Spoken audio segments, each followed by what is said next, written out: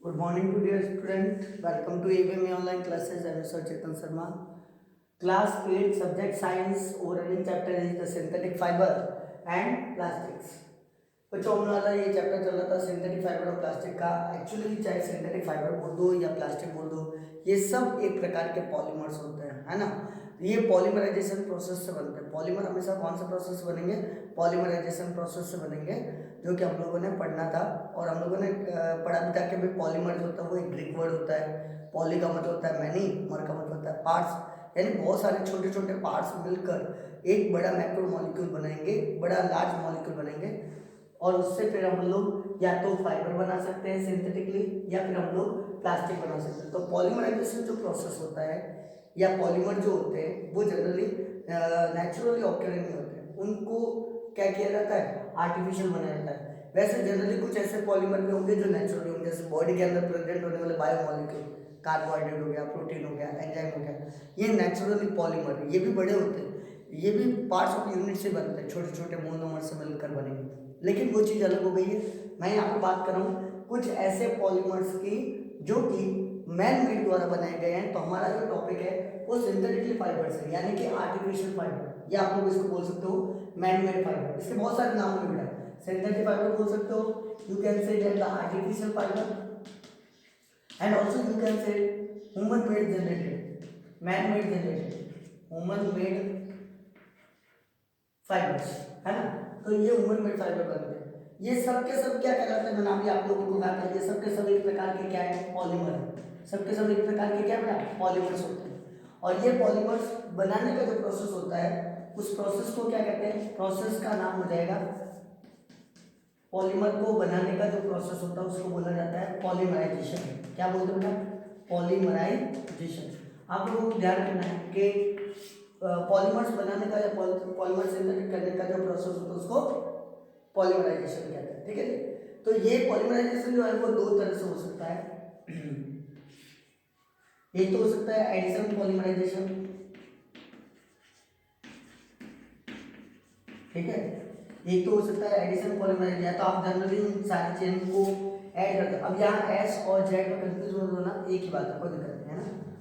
दूसरा जो होता है वो होता है कंडेंसेशन। कैसा होता है बेटा? कंडेंसेशन। या तो आप उनको ऐड करो या तो आप लोग मोनोमर्स को ऐड करो। देखो बेटा यहाँ पर क्या हो रहा है? एडिशन ऑफ पॉलीमर, यानी आप लोगों ने मोनोमर्स को ऐड कर दिया और फिर एक पॉलीमर बना दिया, तो ऐसा प्रोसेस कहलाएगा एडिशन पॉलीमर। कंडेंसेशन में क्या होता है? कंडेंसेशन में ऐसा होगा कि आप लोगों ने मोनोमर को तोड़ दिया, अलग अलग कर दिया, रिलीज कर दिया, या आप लोगों ने कोई स्मॉल मॉलिक्यूल में वाटर रिलीज कर दिया या एमाइन ग्रुप रिलीज कर दिया या आप लोगों ने कार्बन डाइऑक्साइड रिलीज कर दिया। तो कुछ ना कुछ आप लोग रिलीज करो, उससे बाहर निकालो, तो वो कहलाता है कंडेंसेशन पॉलीमराइजेशन, ठीक है। ये मैंने आप लोगों को बता दिया। तो अगर आप लोगों को कोई पूछ ले कि ये सारे जो पॉलीमर्स होते हैं वो सब कहाँ से बनते हैं, उसको बनाने का जो प्रोसेस होता है उसको क्या कहा जाता है? पॉलीमराइजेशन। पॉलीमराइजेशन कितने टाइप्स का होता है? तो होता है एडिशन पॉलीमराइजेशन और कंडेंसेशन पॉलीमराइजेशन।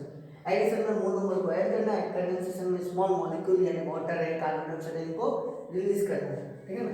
अब पॉलीमर का यहाँ पर ध्यान रखना, पॉलीमर आया कहाँ से? पॉलीमर आया हुआ एक ग्रीक वर्ड से। कहाँ से आया हुआ बेटा? एक ग्रीक वर्ड से आया, ग्रीक लैंग्वेज का वर्ड है, जिसको अगर मैं अलग करूँ, देखो जिसको अगर मैं अलग करूँ तो पॉली का मतलब तो बन जाता है मैनी, पॉली का मतलब हो जाता है मैनी, और मर का मतलब हो जाता है पार्ट्स या फिर यूनिट्स। तो जितने भी पार्ट्स या यूनिट होंगे, parts of unit of monomers, तो जितने भी मोनोमर्स के जो पार्ट है या स्मॉल मॉलिक्यूल्स के जो पार्ट्स होते हैं, मोनोमर का मतलब होता है जो स्मॉल यूनिट, मोनो का मतलब एक सिंगल, है ना। तो सिंगल यूनिट के जितने भी पार्ट्स हैं वो बहुत सारे जब जुड़ गए तो वो पॉलीमर बना देंगे। देखो इधर, जैसे ये एक मोनोमर हुआ, उसके बाजू में मैंने दूसरा मोनोमर डाला, तीसरा डाला, चौथा डाला, पांचवा डाला, छठा डाला, सातवां डाला, आठवां डाला, नौवां डाला, 10वां डाला, 11वां डाला, इस तरह से एक चेन बन गई। इस चेन को अब मैं मोनोमर थोड़ी ना बोलूंगा, क्योंकि मोनोमर तो एक ही होगा। यहाँ तो 11 मोनोमर हो गए, तो 11 मोनोमर को कंबाइन होता है, इसको बोला जाता है पॉलीमर। क्या बोला जाता है? पॉलीमर। और एक्चुअली सिंथेटिकली फाइबर बनाने के पीछे रीजन क्या है? लॉजिक समझो बेटा। जब नेचुरली अपन लोगों को चीजें मिल रही थी तो सिंथेटिकली बनाया क्यों गया? पहली बात तो ये कि नेचुरली चीजें ऑब्टेन होने में, उसका मैन्युफैक्चरिंग होने में या बनने में एक नेचर के ऊपर है, वो नेचर पर डिपेंड करे तो टाइम लगेगा, है ना।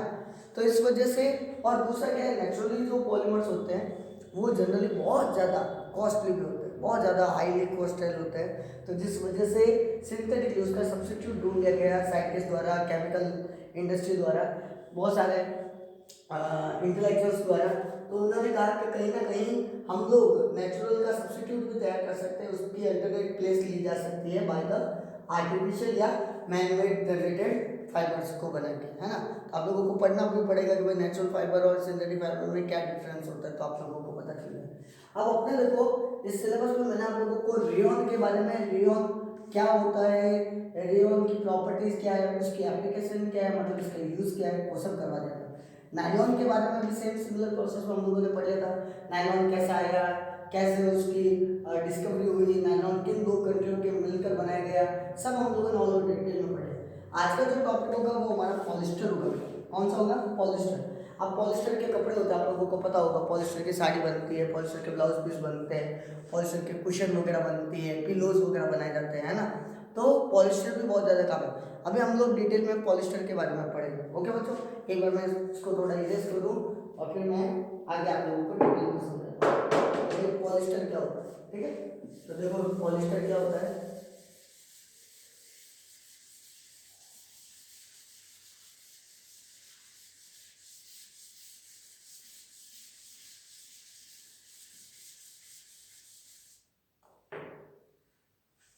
अगर मैं पॉलिस्टर को ध्यान से देखूं तो देखना बेटा, पॉलिस्टर को अगर मैं ध्यान से देखूं तो ये दो वर्ड से मिलकर बनता है ना।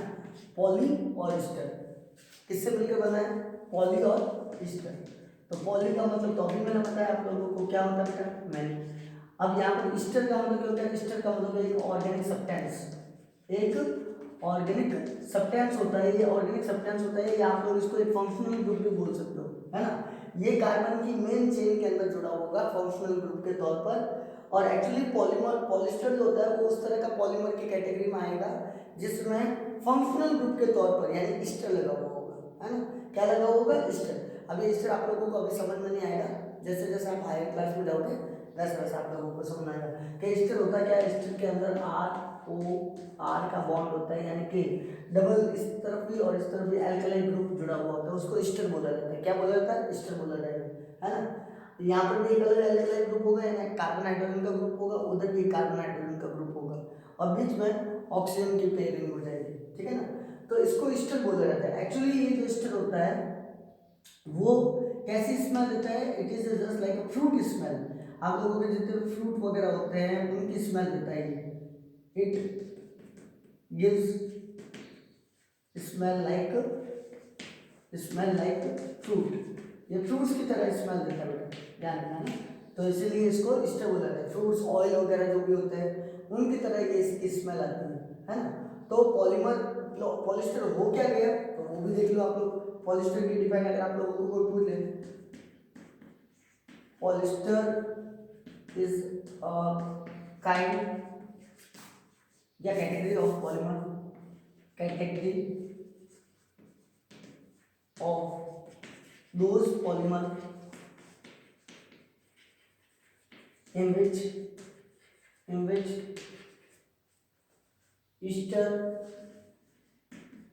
ester is mainly functional group in carbon chain.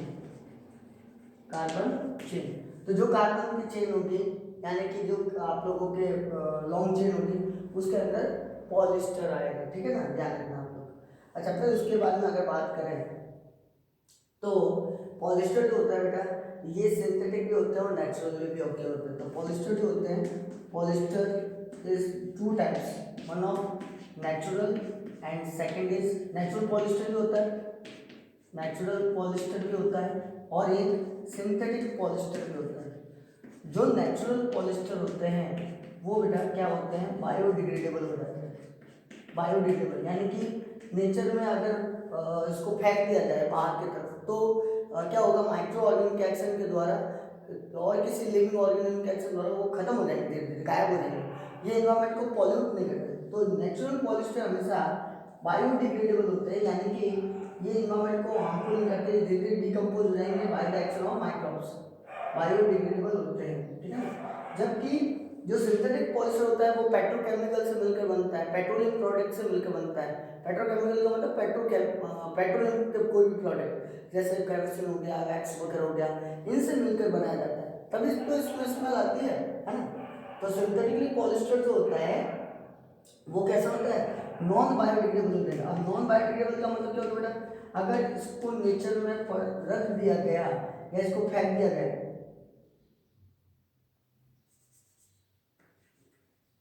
अगर इसको नेचर में फेंक दिया गया तो ये क्या हो जाएगा, ये मिक्स पड़ा ही रहेगा ऐसा कैसा, क्यों, क्योंकि इसके ऊपर कोई भी माइक्रो ऑर्गेनिज्म एक्शन नहीं करेगा, इसको डिकम्पोज नहीं करेगा, ये नेचर में जैसा फेंका वैसा वैसा ये लॉन्ग टाइम तक वैसा वैसा पड़ा रहेगा। जैसे आप लोगों ने प्लास्टिक फेंक दिया तो प्लास्टिक क्या होगा, प्लास्टिक को कौन खाएगा, है ना, वो वैसा वैसा पड़ा रहता है, गाय वगैरह को छोड़ देना आगे। तो ये पॉलिस्टर। फिर उसकी अगर बात करें आगे जाकर तो पॉलिस्टर क्या कहता है, तो बेटा पॉलिस्टर की बहुत सारी प्रॉपर्टीज होगी, वो मैं अभी आप लोगों को बताऊंगा। अभी आप लोग पॉलिस्टर के बारे में मैं आप लोगों को बता रहा था। तो मेनली जो पॉलिस्टर, जो पॉपुलर पॉलिस्टर होता है, ध्यान से सुना, पॉपुलर पॉलिस्टर वो भी मैं आप लोगों को बता देता हूँ। पॉपुलर पॉलिस्टर जो आजकल सबसे ज़्यादा चल रहा है, प्रचलन है जिसका ज़्यादा, जो मोस्ट फेमस है, तो वो है आप लोगों का टेरिलिन। क्या है बेटा, टेरिलिन। इसी टेरिलिन को आप लोग डेक्रॉन भी बोल सकते हो। क्या बोल सकते हो, डेक्रॉन। अब कई कई बुकों में डेक्रॉन लिखा होगा तो कंफ्यूज मत हो। एक्चुअली पॉलिस्टर जो होता है उसके अंदर ईस्टर ग्रुप तो होता ही है, साथ में कार्बोक्सिलिक ग्रुप भी होता है। कौन सा ग्रुप होता है, carboxylic group in the polyester, in the polyester. Carboxylic यानी डाइऑल जिसको बोल सकते हो, डाइऑल, ठीक है ना, diol of carboxylic, carboxylic group. अभी कार्बोक्सिलिक ग्रुप क्या होता है मैं बता देता हूँ। कार्बोक्सिलिक ग्रुप ये होता है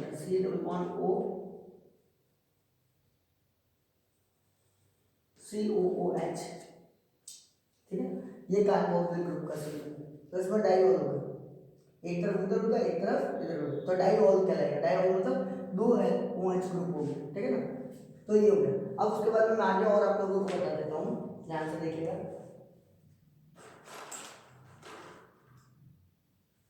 हाँ अब देखो इसको एक बार नोट करो फटाफट से, जल्दी से वीडियो को पॉज करो या एक बार इसका स्क्रीनशॉट ले लो। मैं थोड़ा साइड कर देता हूँ, एक बार स्क्रीनशॉट ले लो, फिर मैं आगे करवाता हूँ आप लोगों को, पॉलिस्टर के बारे में डिटेल में बताता हूँ। ले लिया, चलो। अभी पॉलिस्टर के बारे में खत्म नहीं हुआ है ना, अभी तो पार्टी शुरू हुई है।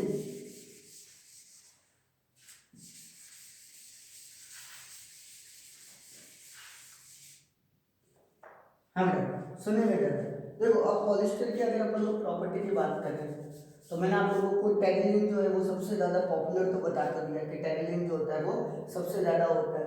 लेकिन पॉलिस्टर को ध्यान से सुनना, पॉलिस्टर के टू टाइप्स बहुत ज़्यादा होते हैं। टू टाइप्स के पॉलिस्टर होते हैं। एक होता है जिसको तो बोलते हैं टेरिलिन, है ना, एक तो टेरिलिन होता है, टेरिलिन, और एक होता है जिसको बोला जाता है ग्लिप्टर। क्या बोला जाएगा, ग्लिप्टर। ये दो बहुत ज़्यादा है, ये तो सबसे ज़्यादा पॉपुलर 90% यही चलता है, और 10% के करीबन लोग इसको भी लेते हैं, ग्लिप्टर को भी लेते हैं। तो ये आप लोगों को मालूम हो जाना चाहिए, पॉलिस्टर के दोनों क्या हो गए, टाइप हो गए, दोनों एक तरह के काइट्स है पॉलिस्टर के, जो कि फेमस है, ठीक है ना। अच्छा फिर उसके बाद में अगर बात करें तो एक PET करके चलता है, PET, जिसको मैं पूरा नाम बता देता हूँ, पॉली इथाइलिन टेरेफ्थलिक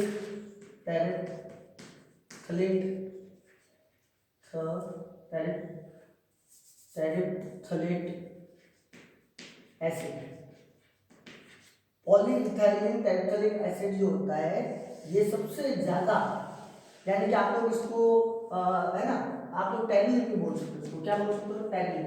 ये टेरिलिन जो है ना, अब टेरिलिन कैसे बोल रहे, देखो ये टेरी हो जाएगा, वो तो यहाँ से आ गया, है ना, और इथाइलिन का देखो, ये इथाइलिन का ये यहाँ पर आ गया, टेरिथिलिन का ये क्या है, इथाइलिन।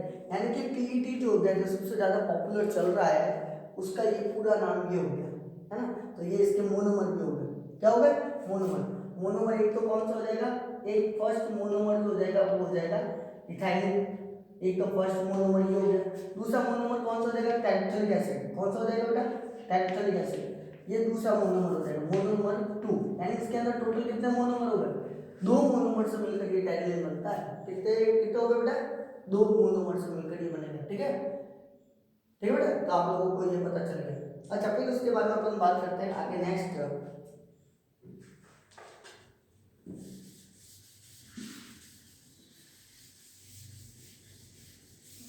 ये कैसे बनाया जाएगा? तो ये पेट्रोकेमिकल से बनता है। किससे बनता है बेटा? पेट्रोकेमिकल से।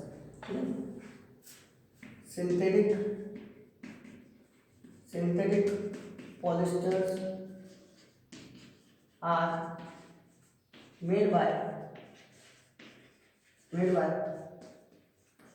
पेट्रोकेमिकल्स मतलब तो पेट्रोलियम प्रोडक्ट का यूज करते हैं। ठीक है ना, मेड बाय पेट्रोकेमिकल्स।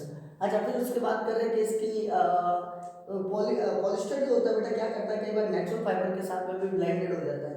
जैसे देखो, पॉलिस्टर को मैं किसके साथ में डालूं? पॉलिस्टर को अगर मैं कॉटन के साथ में मिक्स करूं, देखो कॉटन नेचुरल है ना, कॉटन तो नेचुरल है और पॉलिस्टर सिंथेटिक है। अगर मैं पॉलिस्टर को कॉटन के साथ में मिक्स कर दूं तो ये बना जाएगा, देखो इधर से ये तोड़ेगा पॉली, इधर से पॉली तोड़ेगा, अब ये स्टिक का बॉन्ड टूट जाएगा, इसको बोलते हैं पॉलीकॉट। क्या बोलते हैं? पॉलीकॉट। तो इसमें दो प्रॉपर्टी आ जाएगी। देखो पॉलिस्टर की तो प्रॉपर्टी थी कॉटन की और आ जाएगी, यानी कि ये मिक्स फाइबर बन जाएगा। तो ध्यान रखना, पॉलिस्टर जो होते हैं वो मिक्स फाइबर भी बना सकते हैं। मिक्स फाइबर कैसे? एक तो हो गया सिंथेटिक का और एक हो गया नेचुरल का। तो इसको सेमी सिंथेटिक भी बोला जा सकता है। क्या बोला जा सकता है बेटा? इसको सेमी सिंथेटिक भी बोला जा सकता है, यानी कि इसको ब्लेंडेड करके मिक्स करके भी बनाया जा सकता है ना। एक और होता है जो भी मैं बता देता हूं आप लोगों को। एक पॉलिस्टर को, ध्यान से सुनना, पॉलिस्टर को किसके साथ बना सकते हैं? वूल के साथ में भी ले सकते हैं, वूल है ना, ये भी एक नेचुरल फाइबर है, वूल भी, और पॉलिस्टर सिंथेटिक है। इसको मिलाकर पॉलीवूल बन सकता है। क्या बन सकता है? पॉलीवूल। और पॉलीवूल होगा वो भी एक प्रकार का मिक्स फाइबर होगा, है ना। आधा वो सिंथेटिक है और आधा वो क्या है? नेचुरल है। एक टेरिकॉट भी बनता है, टेरिलिन डाल देते हैं और कॉटन मिक्स कर देते हैं तो बन जाएगा टेरिकॉट। क्या बनेगा? पेटीकोट वगैरह, ब्लाउज वगैरह बनना जाता है इससे, टेरिकॉट। ठीक है बेटा, टेरिकॉट। तो इसमें भी दो प्रॉपर्टी होगी। तो इस तरह से इसको मिक्स करके दो प्रॉपर्टी का भी एक साथ में मिक्स करके बनाया जा सकता है, mix with blended with the natural fibre. Okay, अब आगे बात करते हैं इसकी प्रॉपर्टी की। तो एक बार जल्दी से इसका भी स्क्रीनशॉट ले लो या मैं साइड में जाता हूँ, एक बार इसका पोज ले लो आप लोग। ठीक है ना, फिर आगे चलते हैं।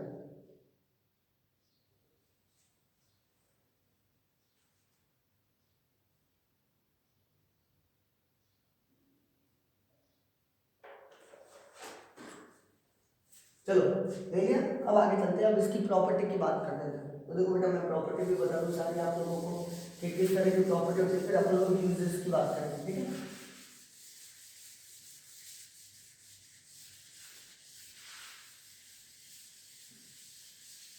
क्योंकि एक क्वेश्चन आता है कि पॉलिस्टर की प्रॉपर्टी के बारे में आप लोग बताओ।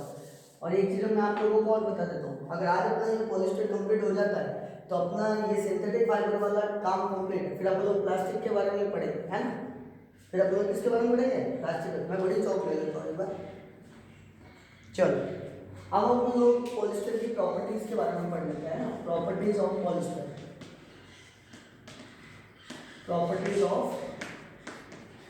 Polyester.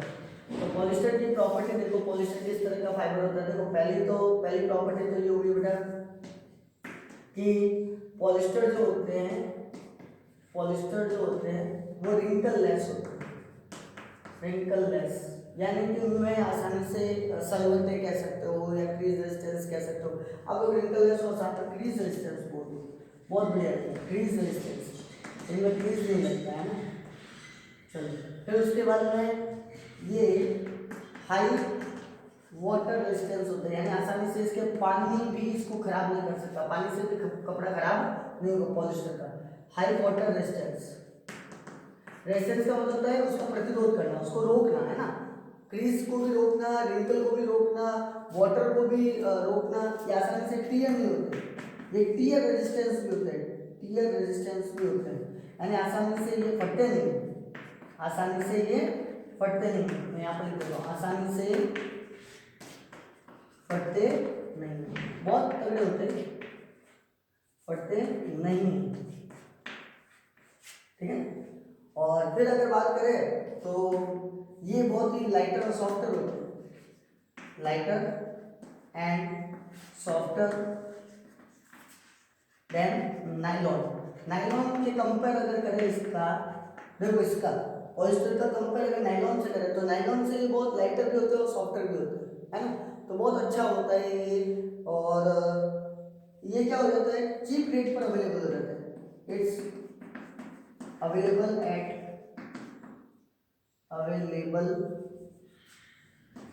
Available at cheap rate, cheap rate. ये सस्ते मिल जाते हैं आप लोगों को, कैसे मिल जाते हैं, सस्ते मिल जाते हैं, यानी इनका इतना ज़्यादा अमाउंट नहीं होता है, ठीक है ना। फिर उसकी अगर बात करें आगे तो ये क्या करते हैं, श्रिंकेज नहीं होती, reduce to shrinkage, reduce to shrinkage. अब ये बहुत बड़ी समस्या होती है, जनरली ये जितने भी अपन लोग फाइबर्स पहनते हैं तो क्या होता है, कपड़ा क्या होता है, धोने के बाद सिकुड़ जाता है, लेकिन ये सिकुड़ते नहीं, है ना। तो बहुत अच्छी बात है कि रेड्यूस टू श्रिंकेज, यानी कि ये श्रिंकेज नहीं होगा बेटा। ये एक प्रकार के, ध्यान सुना आगे मैं बता देता हूँ, it is also a thermoplastic, it is also a thermoplastic. ये थर्मोप्लास्टिक भी होते हैं। अब थर्मोप्लास्टिक क्या होता है मैं बता देता हूँ। थर्मोप्लास्टिक का मतलब होता है जिसको आप लोग मोल्डेड कर सकते हो, यानी कि उसको हीट करोगे और वो मोल्डेड होता रहेगा, यानी बार बार आप लोग कोई और भी चीज़ें बना सकते हो, है ना। तो ये एक प्रकार के थर्मोप्लास्टिक होते हैं। जब अपन लोग प्लास्टिक पढ़ेंगे तो मैं प्लास्टिक की दो कैटेगरी बताऊंगा आप लोगों को। एक बताऊंगा मैं आप लोगों को थर्मोप्लास्टिक, और एक मैं बताऊंगा आप लोगों को थर्मोसेटिंग प्लास्टिक, है ना, थर्मोसेटिंग। अब ये नाम से पता चल रहा है, देखो ये थर्मोसेट हो गए, थर्मोसेट हो गए तो आसानी से अगर इनको हीट भी देंगे तो इतना जल्दी ये मोल्डेड नहीं होंगे, आप लोग कोई दूसरी चीज़ नहीं बना सकते, उसका अनदर शेप में नहीं ला सकते, कोई दूसरी चीज़ नहीं बना, टम्बलर वगैरह। जबकि ये जो होंगे वो हल्के होंगे, तो इनको अगर गर्म करेंगे, हीटिंग करेंगे तो ये मोल्डेड होते रहेंगे। आप लोग दूसरे और भी टाइप के कोई भी शेप इसको ला कर दे सकते हो, कोई भी डिजाइन शेप। आपने कभी बार कंटे को टब बना लिया, आपने कोई बकेट बना लिया, आपने मग बना लिया, आपने कोई बॉल बना ली, तो वैसे ही इसका भी नेचर होता है बेटा, वो थर्मोप्लास्टिक होता है। When you provide the heat it moulded again and again and we get the desired shape. आप लोग और भी कोई दूसरा शेप ले सकते हो, है ना। तो ये एक बार जनरली इसकी सारी प्रॉपर्टी, एक बार मैं साइड में आ जाता हूँ, एक बार जल्दी सारी प्रॉपर्टी नोट करो, फिर मैं इसके यूजेज या एप्लीकेशन बताता हूँ आप लोगों को। एक बार जल्दी से इसको नोट करो, फिर मैं आप लोगों को एप्लीकेशन भी बता देता हूँ, फटाफट से जल्दी से।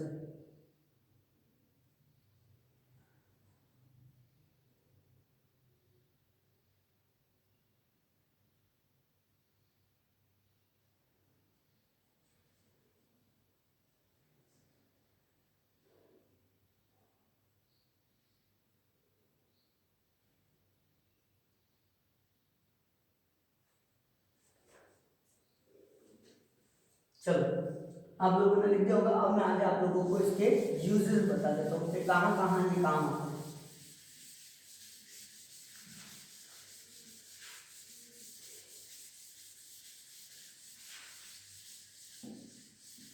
चलो देखिए बेटा, इसके यूजेस क्या क्या हो गए। यूजेस या तो बोल दो एप्लीकेशंस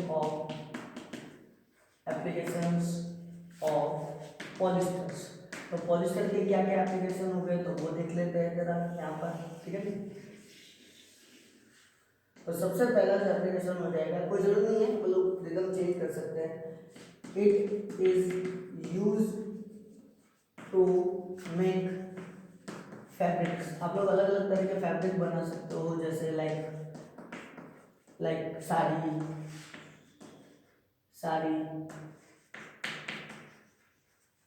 ट्राउजर्स, हैं, शर्ट भी बनते हैं पॉलिस्टर के, शर्ट, है ना, it is.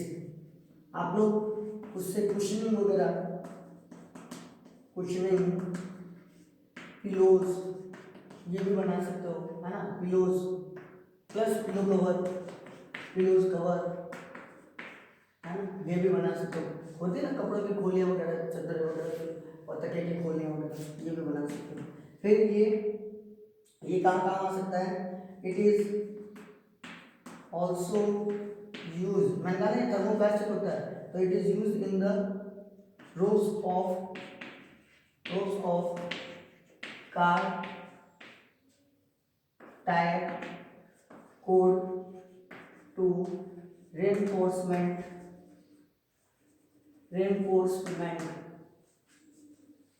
and also used in conveyor belt। अब मैं आप लोगों को बता देता हूँ, देखो क्या होगा ये कन्वेयर बेल्ट क्या है। सबसे पहले तो ये देखो कन्वेयर बेल्ट, आप आटे के चक्की पर गए हो तो आटे के चक्की पर देखोगे वो बेल्ट घूमता है, देखो आप लोगों ने देखा वो पट्टा यूं घूम कर ये यूं आता है ना, ये आटे की चक्की है, ये आटे की चक्की हो गई है ना, और यहाँ पर आप लोगों ने आटा का डाला और यहाँ पर देखा होगा एक बेल्ट ये घूम कर आता है ना, ये गोल गोल गोल गोल होता है और यहाँ से ये पट्टा जो होगा वो घूमता रहेगा। तो ये जो होता है वो कन्वेयर बेल्ट होता है। आप लोग रोप्स वगैरह भी बना सकते हो, जैसे टायर कोड वगैरह हो गया, ठीक है ना, कार के टायर हो गए, बस के टायर हो गए, तो उसके जो कोड बनते हैं अंदर की तरफ से, तो वो भी बनाने के लिए काम आ सकता है। ये रोप्स वगैरह भी बनाने के लिए काम आ सकता है ताकि एक कार को दूसरी कार खींच सके, तो वो भी इससे बनाई जा सकती है, ठीक है ना। और ये सेल ऑफ बोट्स में भी काम आता है, सेल ऑफ बोट्स। आप लोगों ने देखा होगा बड़ी बड़ी जो नावें होती हैं उनके ऊपर जो पर्दे लगे होते हैं, सेलर बोट होते हैं, बड़े बड़े पर्दे लगे होते हैं नाव के ऊपर, तो कर्टन्स वगैरह बनाने में, सेल बोट्स बनाने में, सेल ऑफ बोट्स, कर्टन बनाने में, कर्टन्स बनाने में वहाँ पर भी यार काम आ सकता है ना। तो ये सारे इसके क्या हो गए, प्रॉपर्टी यूजेस हो गए, एप्लीकेशंस हो गए बच्चों, ठीक है ना। आज यहाँ तक आप लोगों के पॉलिस्टर वाला भी कंप्लीट हो गया। अब जब नेक्स्ट वीडियो जब मेरा आएगा बच्चों, तो मैं आप लोगों को प्लास्टिक वाला करवाऊंगा, अपने 3 ही थे सिलेबस में और वो मैंने कंप्लीट करवा दिया आप लोगों को, ठीक है। वैसे लेकिन मैं आप लोगों को बता देता हूँ, जैसे जैसे आप हायर क्लास में जाओगे और भी बहुत टाइप के सिंथेटिक फाइबर पढ़ने पड़ेंगे। अभी फिलहाल 8th स्टैंडर्ड के लिए इतना ही है, लेकिन जैसे जैसे आप लोग आगे बढ़ोगे तो और भी मिलेंगे। ऐसा नहीं कि सर ने इतना ही पढ़ा है, नहीं, आप लोगों के स्टैंडर्ड के हिसाब से अभी इतना काफ़ी है। नेक्स्ट हम लोग नेक्स्ट वीडियो में बात करेंगे प्लास्टिक के बारे में। Okay, thank you.